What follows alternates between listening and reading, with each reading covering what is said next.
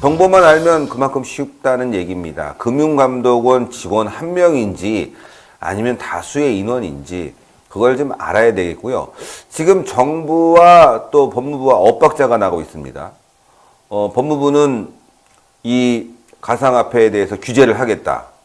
또 정부는 폐쇄한다고 그랬다가 이제 이 거래소를 폐쇄한다고 그랬다가 또 다시 또 점진적으로 하겠다. 이렇게 막 엇박자가 나면서 더 헷갈리고 있습니다. 이럴 때일수록 정보를 가진 사람이 돈을 버는 건 아주 쉬운 일인데, 그래서 많은 사람들이 뭐 정보가 작전 세력이냐 이런 얘기가 지금 정치권에서 흘러나오고 있습니다. 이와 관련된 조사가 좀 필요하다, 저는 그렇게 생각하고 있어요. 그렇죠?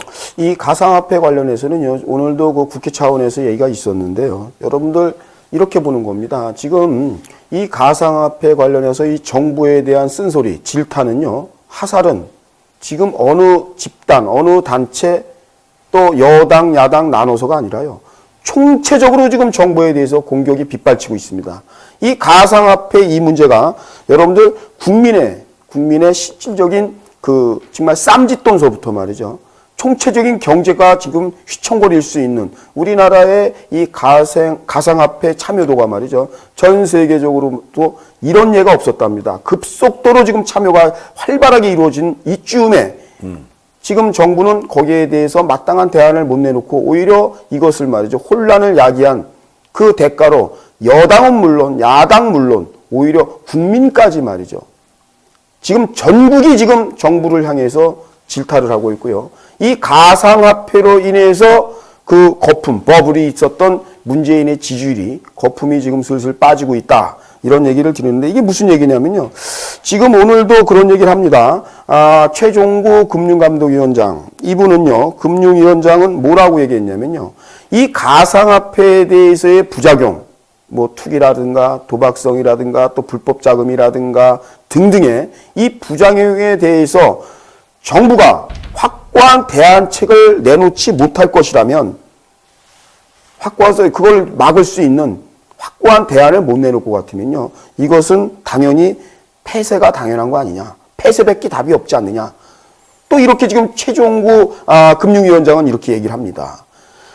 한때 얼마 전에 그 지금 법무부 장관이죠, 법무부 장관과 금융위원장이 그 각 부처 간 내부 조율이 있었죠. 거기에서 합의된 점이 뭐냐면, 이건 거래소 폐지가 답이다, 이렇게 내놨다가 그것을 몇 시간 만에 정권이 뒤집어버립니다. 정부가 청와대에서 뒤집어버린다. 왜? 갑자기 뭐 생각지도 않은 그 국민들의 그 청원이 말이죠, 청원 게시판에 그냥 빗발치는 항의가 있으니까 당황한 나머지 이건 뭐 내부 조율이고 뭐고 확인된 바 없다, 아직 그런 결정 내린 적 없다면서 한 번에 뒤집어버리죠. 불과 몇 시간 만에. 그러다가 지금 며칠이 흘렀어요. 그래서 정부가 어떠한 대안을 내놓나 우리 국민들은 예의주시하면서 있었습니다. 그렇지만 여러분들 아시는 대로 특별한 대안이 없어요. 없는 상태에서 가상화폐에 대해서 좀 전에 말씀드렸지만 슬슬 부작용이 가시화되고 있어요. 생각했던 부작용들이요, 우리가 신의 한수에서 예견했던 그 부작용들이요, 이제 막 도래돼서 나옵니다. 이렇게 되니까 금융위원장이 다시 한번 청와대한테 한번 눌렸는데 불구하고 오늘 다시 한번 얘기합니다. 그렇다면 정부 너네가 대안을, 국민을 안정시킬 수 있는 이 부작용에 대해서, 가상화폐 부작용에 대해서 대안을 제시해라. 만약에 대안이 없다라면 거래소 폐쇄가 답이 아니냐, 이렇게 최종구 금융위원장이 다시 한번 얘기를 하게 됩니다. 예, 거래소 폐쇄. 네. 예, 사실 이것도 좀 저는요, 당장은 좀 의심스러워요. 네. 이런 얘기가 나감으로 인해서 이제 정보를 아는 사람들은 미리 팔았을 것이고, 그러나 폐쇄는 지금 안 되고 있지 않습니까? 당장 어떤 대안이 없어요.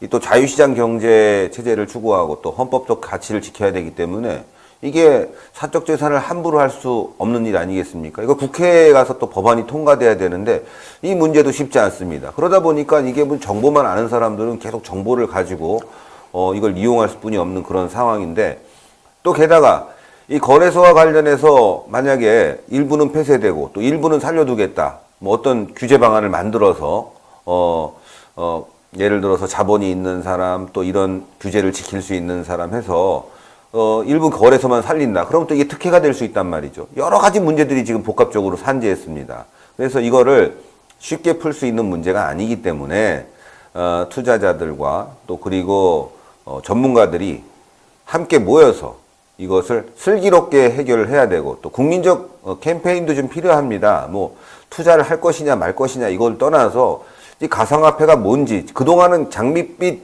그 구호들과 장밋빛 미래들만 계속 방송과 언론이 내보냈는데 그것이 아닌 아주 현실적인 내용들을 계속 내보내서 국민적 계몽운동도 함께 필요하다고 봅니다. 그렇지 않으면은 계속적으로 이 가상화폐에 투자할 수뿐이 없거든요. 뭐 등락 보기 심하다, 뭐 미래 가치다, 뭐 이런 걸 다 떠나서 가상화폐의 실질적인 교육이 지금 국민들한테 필요하다.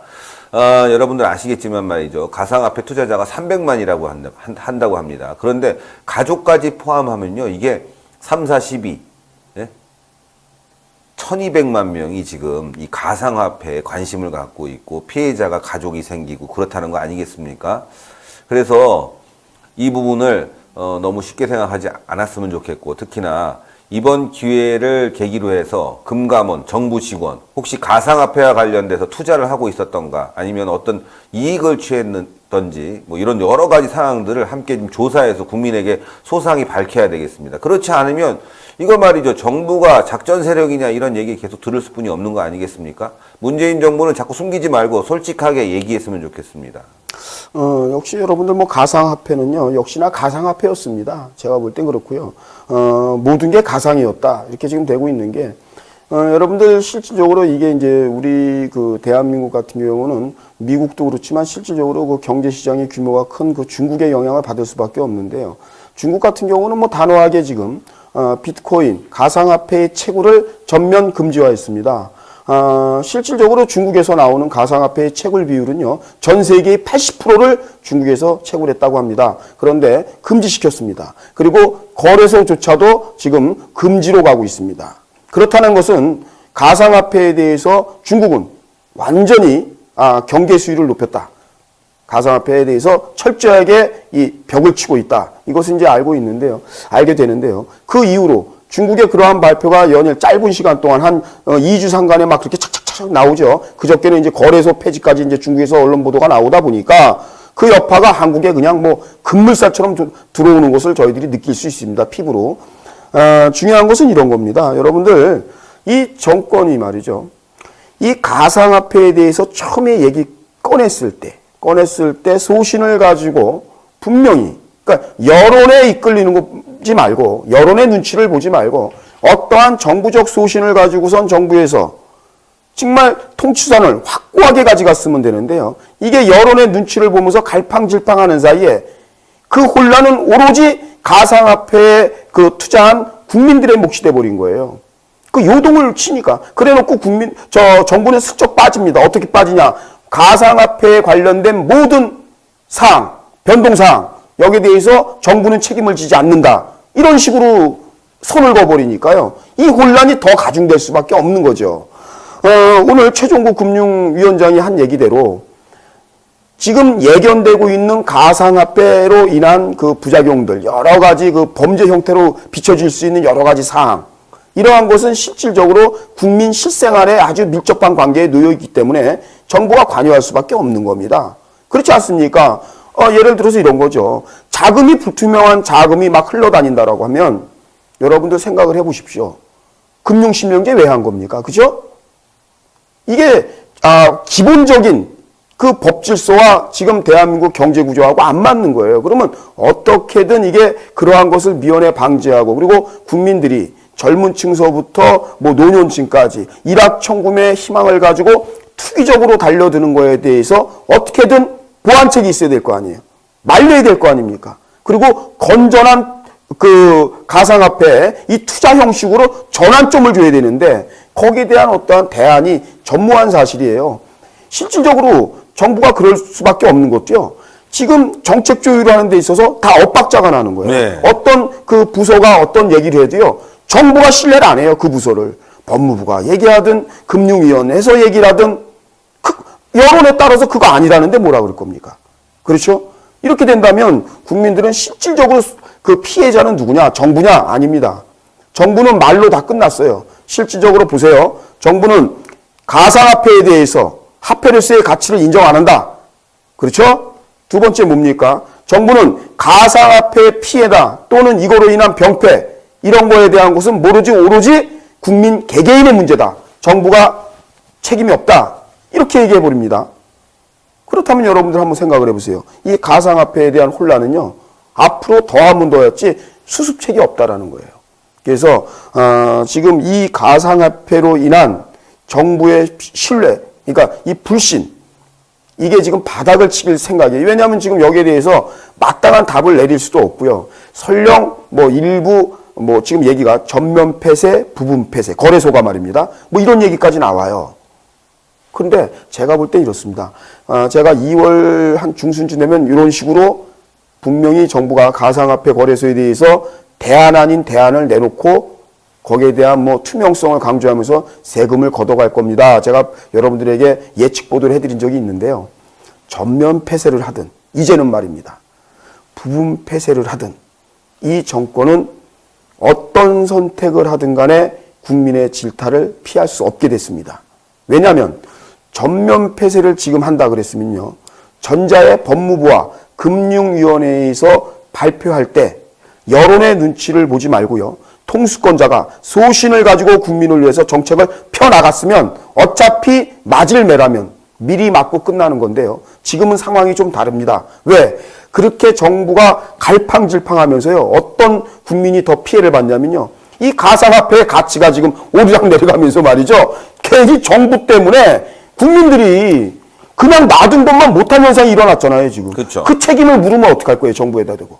예? 당신들이 아예 정부가 책임 안 진다 그랬으면 이렇게 바람잡이라 하지 말고 놔두지. 안 놔두고 이렇게 뭐 폐쇄한다 안 한다 이러는 와중에 우리 국민들 더 가상화폐 가진 사람 더 망했다. 니네가 책임져라. 이렇게 항거한다면 또 뭐라고 말할 거냐 이거죠. 그러니까 지금 말이죠. 이 가상화폐와 관련해서는 투자에 매우 신중해야 됩니다.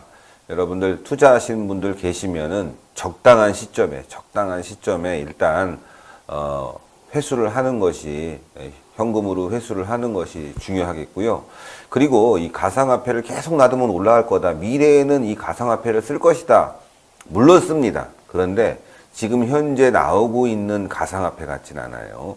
지금 현재 나오고 있는 가상화폐가 시장에서 일부 쓰이고 있는데 어제도 말씀드렸다시피 많은 사람이 동시다발적으로 쓰면요. 이 블록체인 기술이라는 게 여러 장부, 그러니까 내가 썼던 거래 장부를 여러 사람들이 공유해서 사용하는 코인입니다.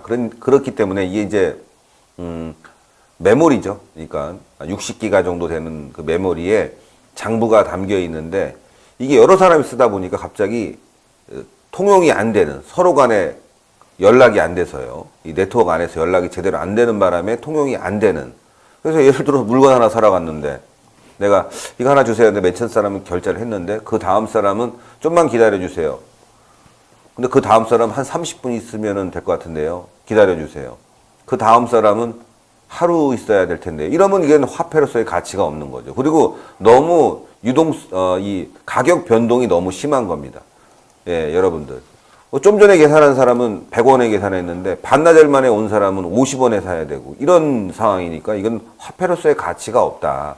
앞으로도 그렇게 될 가능성이 많다는 게 이 가상화폐의 문제입니다. 그래서 금융권과 국가가 함께 이 문제를 이제 해결하기 위해서 나섰기 때문에 미래에 정말 나오는 가상화폐는 정말 정부와 금융권이 책임질 수 있는 가상화폐가 분명히 나올 거라고 생각하는데 지금 현재 통용되고 있는 이 주식거래처럼 이용되고 있는 이 거래소에서 이용되고 있는 가상화폐는 미래에는 없어질 것 같은 예감이 분명히 듭니다. 그래서 워렌 버핏도 5년 후에 가상화폐가 폭락할 것이라고 예견을 하고 있습니다. 그렇죠. 여러분들 굉장히 투자에 주의하셔야 될 것 같습니다. 네, 맞습니다. 여러분들 이 가상화폐는요. 가상화폐예요. 화폐는 화폐인데 가상이다 이런 뜻입니다. 그 뜻을 본연의 뜻을 알고요. 이 가상화폐에 지금 투자하신 분들 대한민국에 많은 분들이 국민들이 계시는데요. 이분들이 이 투자를 잘못했다는 얘기를 드리는 게 아닙니다. 충분히 투자할 가치가 있고 투자할 수 있는 겁니다. 다만 저희가 여기서 말씀드리고 이번 정권이 두려워하는 게 뭐냐면 이 가상화폐라는 것을 유통시키면서 오는 부작용을 얘기하는 겁니다. 부작용. 그 부작용이 여러분들이 생각했던 것보다는 더 빨리 지금 대한민국에 착륙을 했고요. 그 부작용의 정도가 심각하다는 겁니다. 어느 정도로 심각하냐면요. 이미 투기, 그리고 미성년자들의 그 사행성, 그리고 심지어 얼마 전에 얘기했죠. 2명 중에 1명이 앞으로 비트코인, 가상화폐가 오를 거냐 내릴 것이냐를 알아맞히게 해갖고 이걸 도박처럼 말이죠. 하고 거래소는 중간에서 누가 돈을 따든 간에 수수료 챙기는 이런 도박 행위를 버젓이한 사건이 있었다. 저희들이 그렇게 보도를 해드리게 되는데 오늘은 어떤 보도였습니까? 금융감독위원회, 금융위원회 금감원 직원이 사재기를 한 거예요. 네? 흔히 말하는 내부 정보를 이용해서 지금 바닥을 치고 있는데 쌀 때 샀다가 비쌀 때 내놓으려고 그런 거 못하는 사람 어디 있습니까? 그렇죠? 그거야말로 또 시장 경제를 흔드는 건데 이렇게 지금 부작용이 말이죠. 갑작스럽게 급격히 대한민국에 도래되니까 이거에 대한 지금 정부도 말이죠. 멘붕이 걸린 거예요.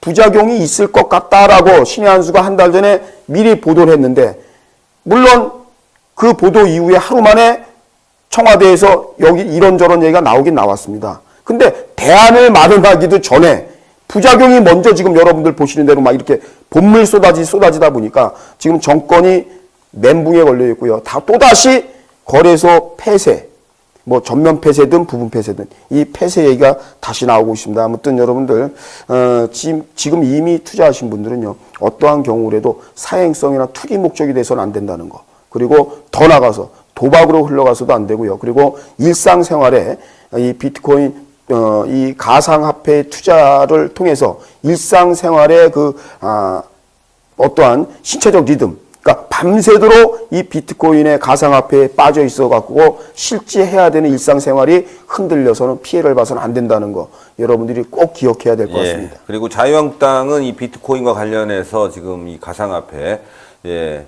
정부와 여당 뭔가 꼼수가 있는 것은 아닌지를 확실히 좀 파악을 해야 되겠습니다. 지금 이번 그 금융감독위원회 직원의 한 개인의 문제인 것인지 집단의 문제인 것인지를 자유한국당도 이번 기회에 한번 꼼꼼히 들여다봐야 되지 않을까.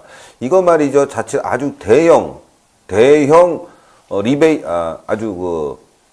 문제, 그러니까 대형 사건으로, 네네. 대형 사건으로 충분히 소지가 있죠. 이 번질 가능성이 굉장히 많거든요. 대형 사건이 될 가능성이 많기 때문에 자유한국당이 꼼꼼히 들여다봐야 되겠습니다. 맞습니다. 다음 소식 전해드리는데요, 여러분들.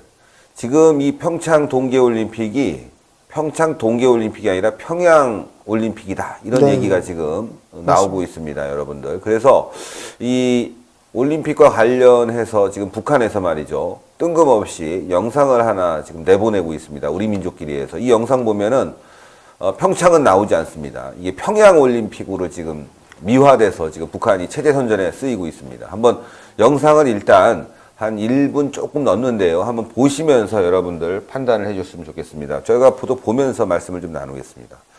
자, 지금 이게 나오고 있는 게요. 북한 우리 민족끼리에 올라와 있는 영상입니다. 이 영상 보면요. 미녀 응원단이라는 기쁨조 응원단, 그 다음에, 우리 친북 인사들, 그리고 또 북한을 방문했던 인사들의 사진, 그 다음에 또 이제 기쁨조들 좀 나오고, 이렇게 교차 장면을 보여주면서 뜬금없이 연예인도 한 명 나왔습니다. 이렇게, 마치 이 평창 동계올림픽이 평양에서 이루어지는 것처럼, 북한이 개최하는 것처럼 이렇게, 선전을 하고 있고, 지금 아이스하키 팀 나왔었죠. 그리고 또 이제 기쁨조들이 나오고, 이제 또 이렇게 이제 기쁨조들이 응원하는 장면들이 나오면서 평창 동계올림픽을 평양 동계올림픽으로, 홍보하고 선전하는 그런 영상을 지금 만들어서 배포 중입니다. 이게 참 큰일인데요. 또 한반도기 계속 나오죠. 저렇게. 통일은 우리 민족끼리 하면서 이렇게 나오고 있는데, 이 영상 뭐 계속 봐도 짜증만 나는데, 동계올림픽이 지금 평양올림픽으로 지금 아주 그냥 그렇게 각인이 돼가고 있어요. 네, 저희가 이제 여러 가지 상황들이 그렇죠. 네, 저희가 이제 보도를 하면서 여러분들한테 이제 저희가 북류 스타 김정은을 얘기하면서 평창 올림픽이 실질적으로 평양하고의 공동 주체처럼 느껴질 수밖에 없다. 또 그렇게 보는 세계의 언론들이 있다. 그래서 이번 올림픽은 실질적으로 평양 올림픽이 아니냐 이렇게 얘기를 했는데 이 부분에 대해서 자유한국당 홍준표 대표님도 동의하시는 것 같아요. 어제 오늘 계속 평창은 실질적으로 평양 올림픽이다 이렇게 단적으로 말씀하시는데 맞는 것 같습니다. 여러분들 틀림없는 얘기죠. 무슨 얘기냐면은 여러분들 저런 장면을 왜 보여주는지 아십니까?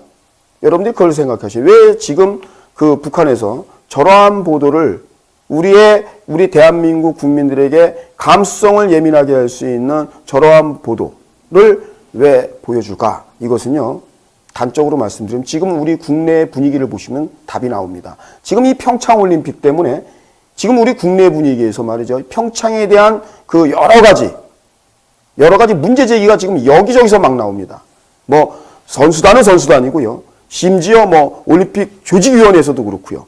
심지어 타국에서 제3국에서 문제 제기를 하고 이 평창 올림픽이 지금 곤혹스럽게 돼 있습니다. 그러다 보니까 북한은 지금 문재인을 위해서 자기들을 위해서 그런 것보다 지금 공경에 빠져 있는 이 문재인 극좌파 정권을 위해서 대신 저런 것을 우리 대한민국 국민에게 말이죠. 이 동정심을 사는 듯한 저러한 보도를, 감수성 예민한 보도를 연일 내보내는 거죠. 이만큼 이 단일팀은 그리웠던 거고 좋은 거 아니냐. 이렇게 해서 말이죠. 아직 그 청소년들이든가 실질적으로 이 올림픽의 내면에 숨어있는 음모를 아직까지 깨우치지 못하는 국민들을 향해서 저것 또한 선전선동을 한다. 저는 이렇게 보고 있고요. 지금 사실 실무회담이 있었죠, 여러분들. 실무회담이 있었고 거기에서 공동 합의문이 11개가 나옵니다. 11개가 나오는데 우리 국민들이 제일 지금 분노하고 의심을 갖고 있는 부분만 제가 조금 말씀을 드리면 이렇습니다. 남북 공동 스키 훈련장을 마식령 스키 훈련장에서 실시한다. 공동 합의문이니까 이거 공동으로 된 겁니다. 채택이. 마식령 스키장. 여러분들 이것이 이제 그 외화벌이의 수단으로 김정은이 대표적으로 말이죠. 강행해갖고 만든 거예요. 여러분들 마식령 스키장. 그 TV조선에서 그 대북 관련 보도, 정보에 이 마식령 스키장이 많이 등장했죠. 얼마 전까지. 이 북한이 내세우는 게 모란봉 경기장하고 이 마식령 스키장인데요. 이게 지금 북한의 주민들이 정말 떼거리가 없어서 말이죠. 굶어가면서 먹을 게 없어서 기아에 허덕이면서도 강행해서 만든 게 정말 북한의 주민들의 인권을 유린하면서 강행해서 만든 것이 이 마식령 스키장입니다. 과연 이 북한이 이 정도 규모의 스키장이 필요했느냐? 이 얘기가 많이 있었어요. 그런데요, 이번에 공동합의문에서 남과 북이 여기를 공동 스키 훈련장으로 선택을 하게 됩니다. 이건 뭐죠, 여러분? 이건 전 세계에 말이죠. 북한이 할 수 없는 일을 하는 겁니다. 북한은 지금요, 대북 제재안이 발효되어 있는 상황에서 마식령 스키장을 전 세계에 소개할 수도 없고요. 이렇게 알릴 기회가 없어요. 여러분들 맞죠, 제 말이? 무슨 수로 마식령 스키장을 전 세계에 알립니까? 특히나 동계올림픽에서 버젓이 말입니다. 이거야말로 북한 입장에서는 제가 늘 얘기하는 이번 평창올림픽이 호기 중에 호기다. 좋은 기회다 이겁니다. 이 마식령 스키장을 이번 문재인 정권과 김정은 정권이 합의를 해서 11개 공동합의문에 마식령 스키장에 들어가는데요. 여러분들 중요한 건 말이죠. 이 마식령 스키장에 들어가는데 공동훈련하는데 국가대표가 아니래요. 국가대표 선수들 이번에 동계올림픽에 나오는 선수들이 거기서 훈련하는 게 아니랍니다. 이거 실체가 다 드러났어요. 우리가 지금 단일팀을 만들고요.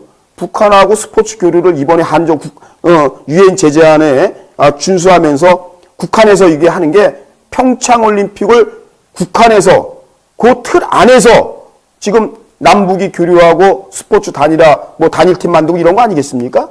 그러면 당연히 공동훈련이라는 것도 평창올림픽에 관련된 선수들에 한해서 이게 이루어져야 되는 거 아닙니까? 그죠? 제가 너무 날카롭습니까? 맞지 않습니까? 그죠? 그런데 마식령 스키장에서 훈련할 상대가 누구냐? 여러분들 국가대표가 아니고 상비군이랍니다. 그리고 청소년 선수들이랍니다. 이게 어떻게 평창올림픽하고 관계가 있어요? 그렇지 않나요? 평창올림픽하고 국가대표가 아닌 상비군, 청소년 팀들이 무슨 관계가 있어요? 이 동계올림픽하고? 이 평창 동계올림픽 본연의 취지에 맞지 않는 짓을 하는 겁니다. 이 남과 북이. 이런 식으로 트럼프와 아베와 서방 세계를 우롱하고 있는 거죠. 여기 마식령 스키장을 굳이 이 체제를 선전하기 위해서 우리가 동원돼서 그 공동합의문에 마식령 스키장을 굳이 선수들 합동으로 훈련한다. 이거 필요 없는 짓을 지금 버젓이 또 하고 있는 거죠. 예.